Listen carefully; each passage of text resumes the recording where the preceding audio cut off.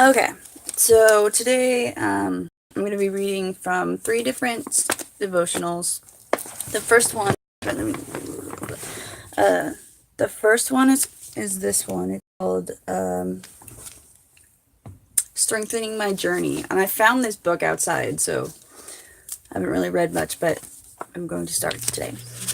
Okay, for January 2nd, it says commonality.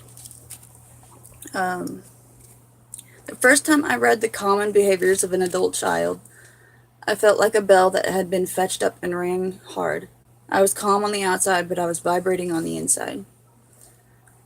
Um, when we first heard our story told, it seemed like we floated around the room for the rest of the meeting.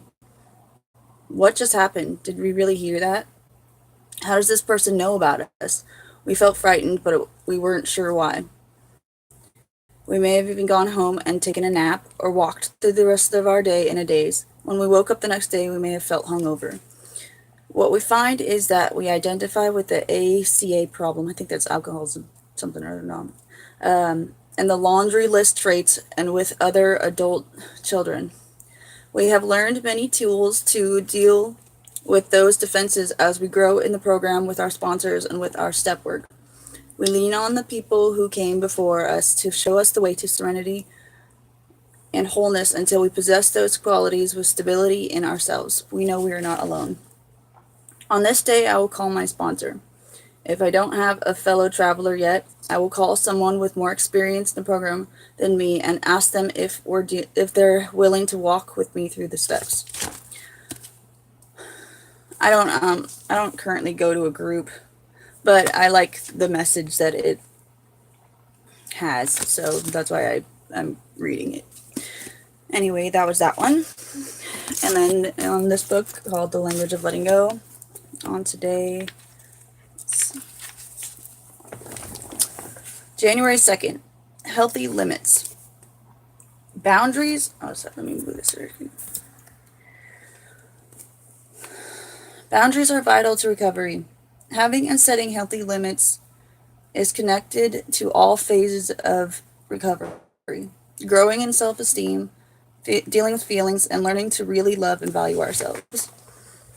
Boundaries emerge from deep within. They are connected to letting go of guilt and shame, and to changing our beliefs about what we deserve. As our thinking about this becomes clearer, so will our boundaries. Boundaries are also connected to a higher timing than our own. We'll set a limit when we're ready and not a moment before. So will others. There's something magical about reaching that point of becoming ready to set a limit. We know we mean what we say, others take us seriously too. Things change, not because we're controlling others, but because we've changed. Today, I will trust that I will learn, grow, and set the limits that I need in my life at my own pace. This timing need only be right for me. You know, this book, um, it's always spot on with what I'm dealing with in my life, so I would recommend looking it up. It's by Melody Beadle, The Language of Letting Go. I swear it was written for me or by me, my future self or something. I don't know. Anyway, next one. This one's called My Sacrifice, His Fire. And I found this book too.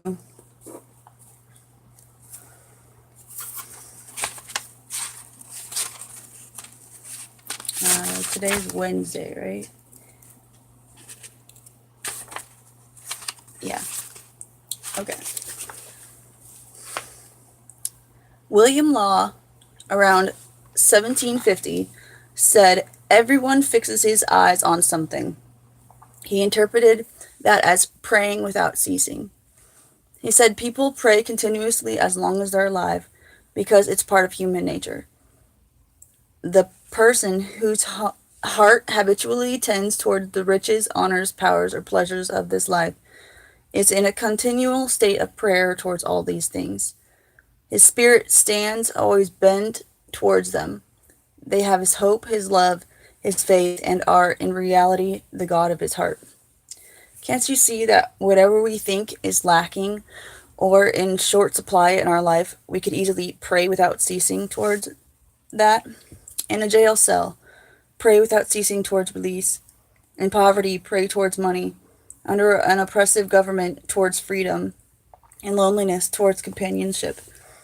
All the million peoples of the world, each lacking something, can fix their eyes on their particular lack and be always restless, a complaining, ungrateful, and happy. Sorry. In your good times, in your bad times, when life is wonderful, when life is awful, don't fix your eyes on your life, fix your eyes on Jesus. I'm writing more than I have attained, but it both motivates me and stabilizes me to read this other quotation from that same remarkable William Law, written also around 1750. So that eyes no stop in its progress. Light and darkness equally assist him. In the light, he looks up to God.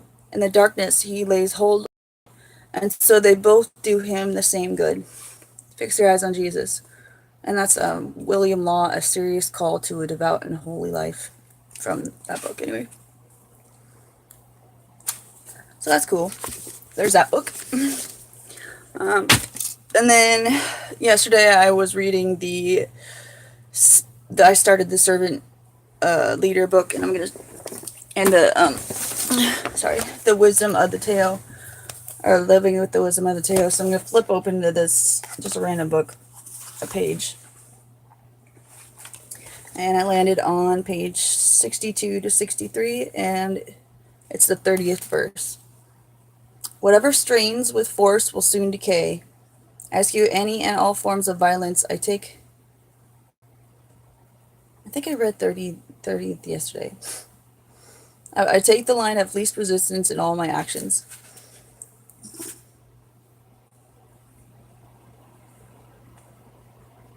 Okay, I'm just going to read it, sure. Okay, 30th verse.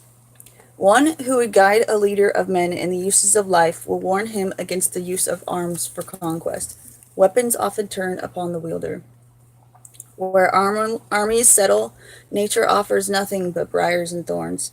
After a great battle has been fought, the land is cursed, the crops fail, the earth lays stripped of its motherhood.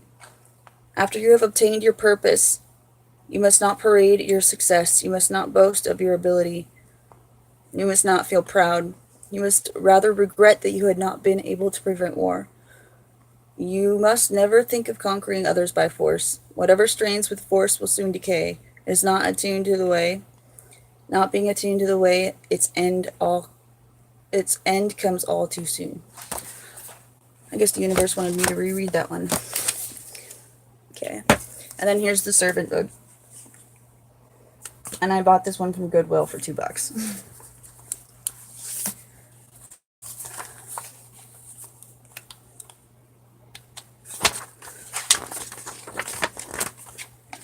Okay. Maybe I'll just flip it open too, because I like to do that. That's what the universe likes to show me.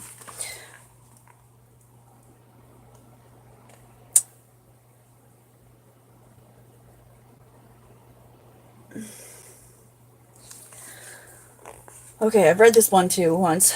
I guess I'm gonna have to go through it again. Yeah. I flipped open to page 44 to 45. When we talk about servant leadership, most people think that means the inmates are running the prison, or the leader is trying to please everyone. People who think this way don't understand that there are two parts of leadership that Jesus clearly exemplified: a visionary role, doing the right thing, and implementation of role, doing things right. Where there is no vision, the people are unrestrained, and that's Proverbs 29:18. No organization will rise above the passion of the leader. Leadership vision. Servant leadership begins with a clear and compelling vision of the future that excites passion in the leader and commitment in those who follow. In practical terms, a good vision has three parts: your purpose, mission, what business you are in, how will you benefit your customers, your preferred picture of the future, where you are going, what will you look like if everything is running as planned, and your values, how you want people to behave when they are working in your mission and picture of the future. What do you stand for? And that is from Ken Blanchard and Jesse Stoner. Uh, I think that's all I got today. I mean, like, I guess I could, I'll flip over to do another book. And I had started this one before. It's called The Balance. About living in balance, a dynamic approach for creating harmony and wholeness in a chaotic world. I got it from Goodwill too. And I'm just going to flip it open. Since wars begin in the minds of men, it is in the minds of men that we have to erect the ramparts of peace. From the UNESCO Charter. This one page. Okay. Balance of two and your own inner enemies, and to make peace with the conflicts raging within your own mind. And to make peace with the conflicts raging within your own mind, you have to see yourself as a true and noble warrior, armed with the wisdom and inner strength, compassion, courage, and vigilance necessary to recognize and transform all of your inner enemies. Consider how you would like to be able to respond to the inner enemy, the voices of irritation, frustration, and disappointment.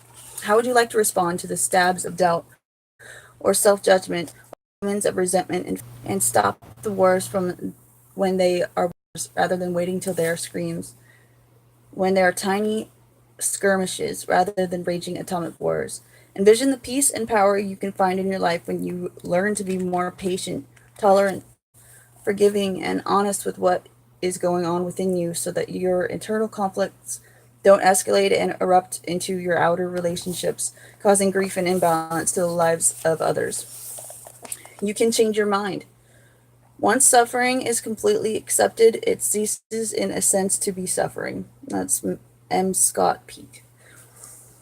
It has come from people just beginning to develop greater mindfulness to initially feel a bit overwhelmed at how wild and out of control their mind seems to be.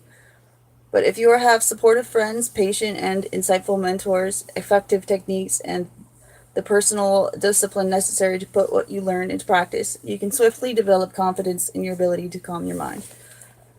Many of the people we've worked with are classic examples of the people who are highly sensitive, stressed, or have been diagnosed with attention deficit disorder, ADD or whatever. I have ADHD.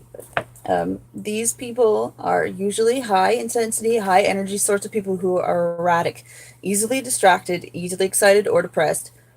As a result, they often have a low, poor self-esteem, and alienation from others who are impatient or uncompassionate towards them. What they learn when they calm their minds is that their personalities seem to change totally.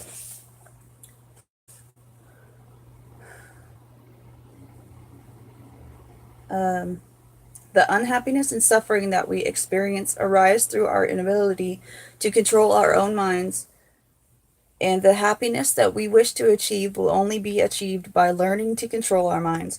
You can use distorted notions to cultivate his or her highest potentials of love and wisdom, and that's the Dalai Lama with Robert Thurman. This book's kind of long, so I'm not gonna read more than one page on that one. Anyway, I have tons of books, but I think that's all I'm gonna read for today because it's already been going on for 15 minutes. Anyway, I think that's all. So, yeah. Peace.